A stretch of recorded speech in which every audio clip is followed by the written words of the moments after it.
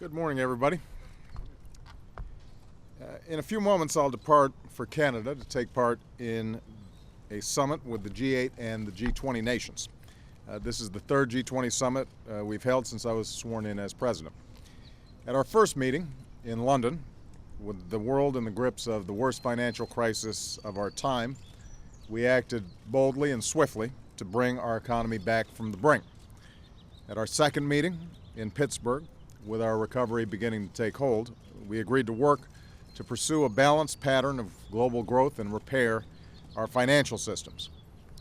This weekend in Toronto, I hope we can build on this progress by coordinating our efforts to promote economic growth, to pursue financial reform, and to strengthen the global economy. We need to act in concert for a simple reason.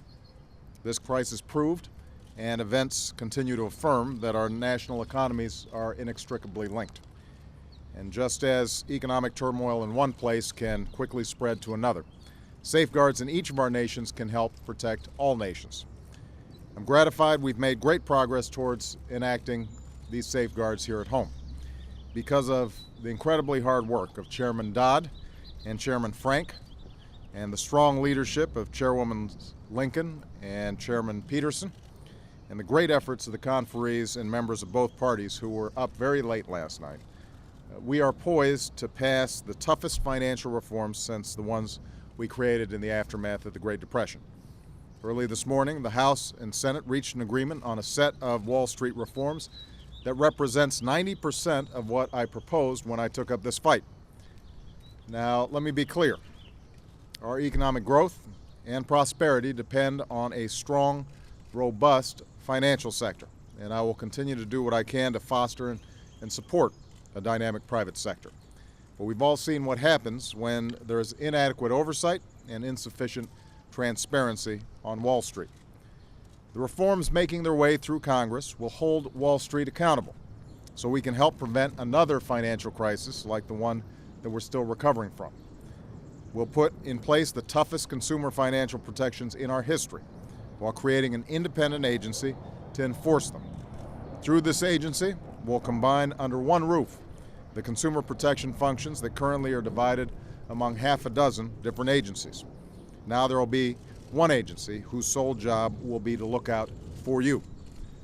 Credit card companies will no longer be able to mislead you with pages and pages of fine print. You will no longer be subject to all kinds of hidden fees and penalties, or the predatory practices of unscrupulous lenders. Instead, we'll make sure that credit card companies and mortgage companies play by the rules.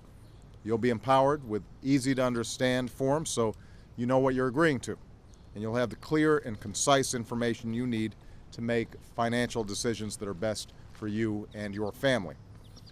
Wall Street reform will also strengthen our economy in a number of other ways. We'll make our financial system more transparent by bringing the kinds of complex deals that help trigger this crisis, like trades in a $600 trillion derivatives market, into the light of day. We'll enact the Volcker Rule to make sure that banks protected by the safety net of the FDIC can engage in risky trades for their own profit. And we'll create what's called a resolution authority to help wind down firms whose collapse would threaten our entire financial system. No longer will we have companies that are, quote unquote, too big to fail.